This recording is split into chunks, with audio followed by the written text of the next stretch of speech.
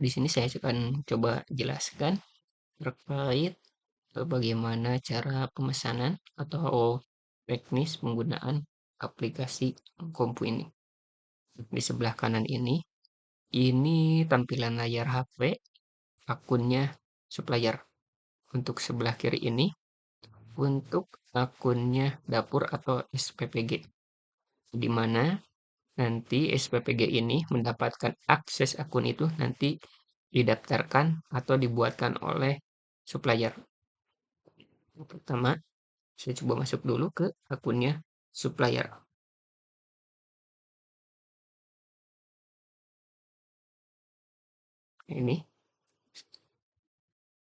Ini karena sebelumnya sudah saya daftarkan untuk akunnya pelanggan atau dapur beserta produsen. Jadi kita langsung aja bagaimana cara mempraktekkan pemesanan dari dapur kepada supplier.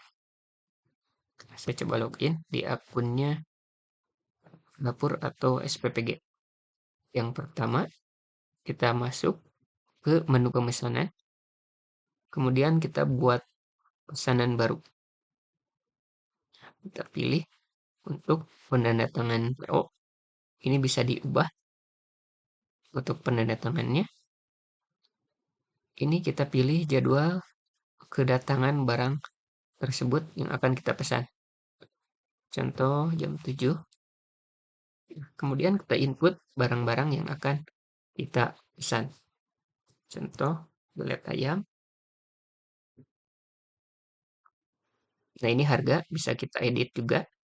Nah, ini kenapa harga sama satuannya otomatis muncul karena barang tersebut sudah pernah kita pesan.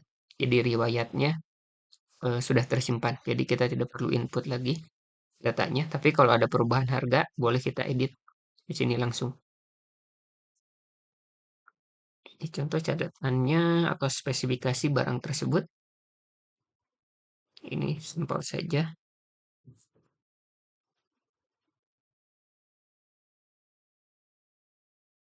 Kemudian tambah item untuk menambahkan beberapa barang.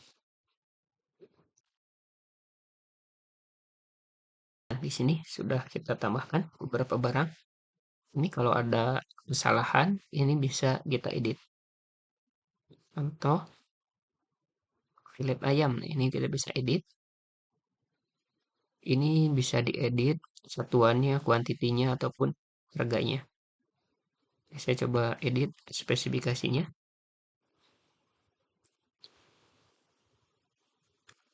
Bersih, segar, dan tidak busuk. Ini untuk perbaharui barang. Nah, kalau sudah tidak ada perubahan, kita buat pesanan. Contoh menu-menu yang sudah kita buatkan atau pesanan, ini kita bisa simpan oleh SPPG. Jadi nanti ketika ingin memesan barang tersebut bisa langsung kita favoritkan. Contoh ini favoritnya menu ayam kecap, tambahkan. Dan nanti ketika kita ingin memesan barang tersebut, jadi kita tidak perlu mengetik satu-satu barang tersebut karena sudah kita simpan. Tinggal kita buat ulang atau edit barangnya kalau ada perubahan dari beberapa atau penambahan barang tersebut. Kita kembali lagi ke PO yang tadi. Nah, kemudian kita masuk ke akunnya di supplier. Kita cek ke notifikasinya. Ada pesanan masuk. Kita klik. Nah, ini ada pesanan masuk. Nah, ini barang-barangnya. Ini kalau kita ingin edit untuk harga belinya, kita bisa setting. Di sini terlihat harga belinya 0 karena belum kita setting. Nah, untuk mengedit harga beli, kita klik ke menu dan ke produk atau barang. Nah, di sini kita edit di menu aksi, lihat ayam, kita edit harganya. Harga beli dari produsennya berapa? Kita edit contoh harga dari produsennya itu 63.000. Nah, kalau sudah kita simpan. Nah, begitupun barang-barang yang belum kita edit. Takutnya ada harga berubah dari kesepakatan sebelumnya antara supplier dan produsen.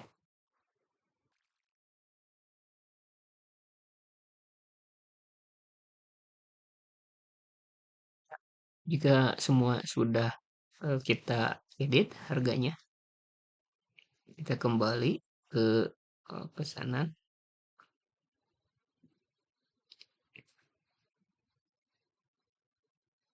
Ya, di sini bisa terlihat keuntungan-keuntungan dari setiap barang,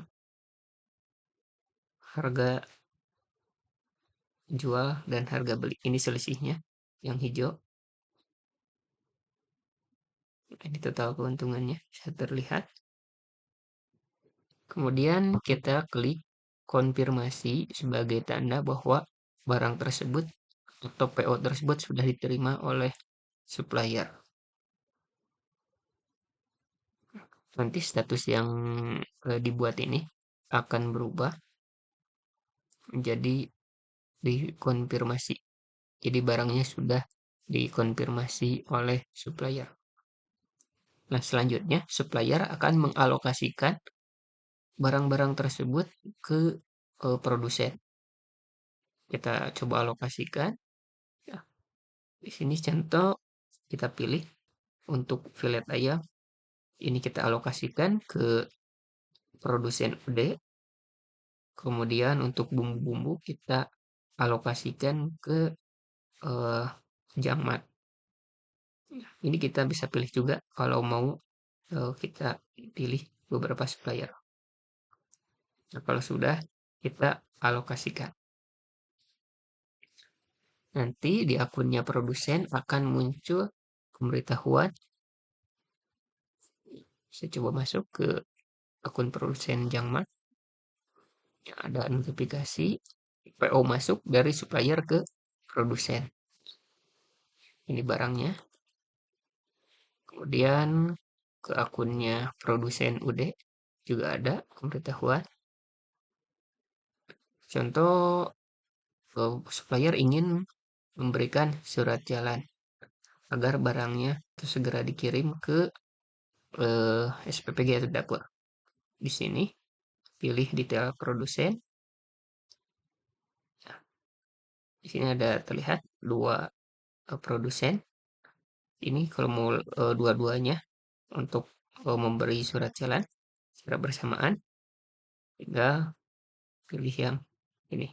Tapi kalau mau satu-satu, contoh kita mau kasih surat jalan yang pertama ke eh, UD dulu, produsen UD.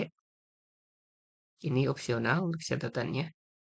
Langsung kita tandai sudah. Nah, ini eh, nanti di akunnya produsen UD akan dapat informasi surat jalan. Di mana surat jalan ini adalah QR code, nanti bisa di-scan. Ini bukti surat jalannya oleh penerima barang atau dari gudangnya dapur. Kita masuk ke akunnya SPPG lagi. Contoh barangnya sudah datang ke gudang. Jadi nanti kita terima barang tersebut oleh si dapur SPPG bisa melalui men-scan QR code ataupun memasukkan kode alokasinya. Contoh yang datang duluan itu dari produsen UD. Nah, ini QR code juga bisa di-scan, tapi bisa juga menggunakan kode alokasi. Ini bisa di-copy,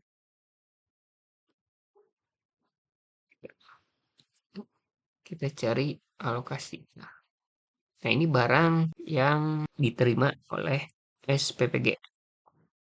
Nah, dari 125 barangnya mau kita input berapa? Contoh semuanya bisa kita terima. Jadi tidak ada barang yang cacat. Kita sudah sesuai. Ini waktu tiba atau kedatangan barang jam berapa? Ini contoh datangnya jam 6.34. Kita konfirmasi penerimaannya. Ini nama lengkap penerima dari pihak dapur. Contoh yang menerima dari pihak dapur itu namanya Gusman. Nanti sebenarnya untuk akun penerimaan barang atau gudang bisa dibuatkan juga.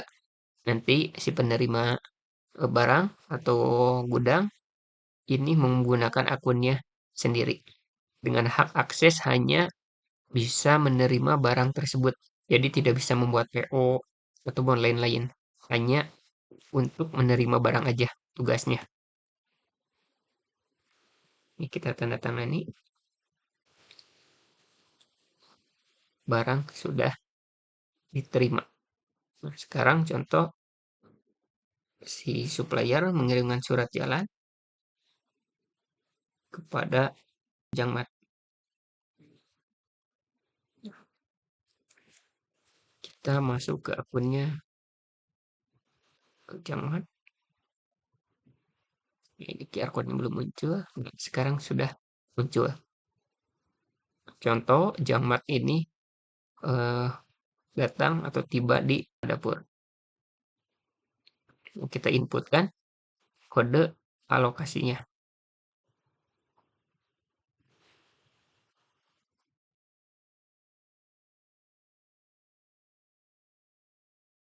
Jadi barang-barangnya untuk kedatangannya contoh jam 6. Nah, ini barangnya silahkan diisi. Ini contoh semuanya sesuai. Ini contoh kalau tidak ada yang sesuai, contoh ada busuk 5 kilo. Kuantitasnya dikurangi catatan busuk 5 kilogram seperti itu. Dan kita bisa upload atau foto barang tersebut sebagai bukti bahwa barangnya memang tidak sesuai. Ini saya coba input seluruhnya aja. Semuanya sudah sesuai, kita konfirmasi. Ini gudang dari pihak dapur menandatangani. Oke. Nah, karena barang sudah diterima semuanya sesuai dengan surat jalan yang dikirim oleh produsen, ini kita bisa lihat invoice-nya. Oke, tadi surat jalan yang datang dari produsen itu atas nama supplier, bukan atas nama produsen. Kita cek invoice-nya, tagihan dari supplier untuk dapur. Nah, senilai 14.500.000 dengan detail barang seperti ini.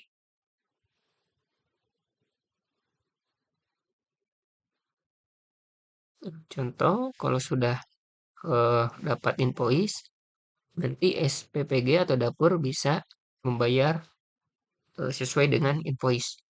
Contoh dapur ini membayar melalui transfer, nanti bukti transfernya kirim ke supplier. Caranya klik di upload, jumlah pembayarannya berapa, pilih contoh melalui transfer, tanggal pembayarannya kapan, contoh tanggal 10, ini lunas contoh ya. Kemudian kita upload bukti transfernya. Kemudian kita uploadkan untuk buktinya. Jadi kita cek di akunnya supplier bahwa SPPG sudah membayar atau mentransfer uang sesuai dengan pesanan. Nah, lihat bukti pembayaran sini bisa dicek. Nah, contoh 14.500.000 bahwa si si SPPG ini sudah membayar ke supplier. Nah, nanti si supplier bisa memberikan atau mengirimkan kwitansi sesuai dengan pembayaran yang dilakukan oleh SPPG tersebut. Nah, tinggal klik buat kwitansi. Contoh terimanya jam 10 untuk kwitansinya. Masukkan nomor referensi ini, skip, bisa di opsional. Buatkan kwitansi untuk si SPPG ini. Jadi kita reload. Nah, pesanan dari PO sudah selesai. Gimana nanti dari dokumennya bisa di download oleh dapur. Kita bisa lihat dari PDF PO-nya, kemudian dari bukti penerimaan barang, bisa di-download juga. Jadi ada surat jalan, ada kwitansi, ada invoice, ada bukti pelunasan. Kemudian untuk download bisa di dokumen, langsung saja. Ini bukti oh, dokumen-dokumen ya, tinggal download seperti itu. Nah, dari sisi supplier dan SPPG itu sudah selesai. Kita masuk ke sisi antara produsen dan supplier. Nah, di sini pun nanti akan ada tagihan sebenarnya dari produsen invoice-nya. Nanti si supplier ini tinggal transfer uangnya ke produsen. Nanti produsen akan membuatkan bukti atau kwitansi penerimaan uang dari si supplier. Tinggal buat kwitansi. Kemudian dari produsen kedua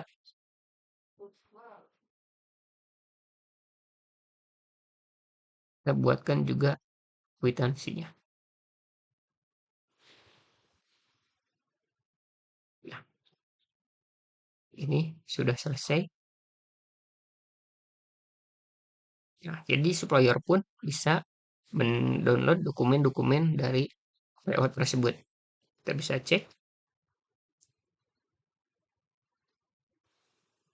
Nah, mulai dari PO-nya, surat jalannya, ada 2 surat jalan, ada bukti penerimaan, ada invoice dari supplier untuk SPPG, ada kwitansi yang dikeluarkan oleh supplier untuk SPPG, kemudian ada tagihan dari produsen 1, produsen 2, dan kwitansi dari produsen 1 dan produsen 2. Ini bisa di-download semuanya. Mungkin untuk tata cara PO seperti itu. Terima kasih.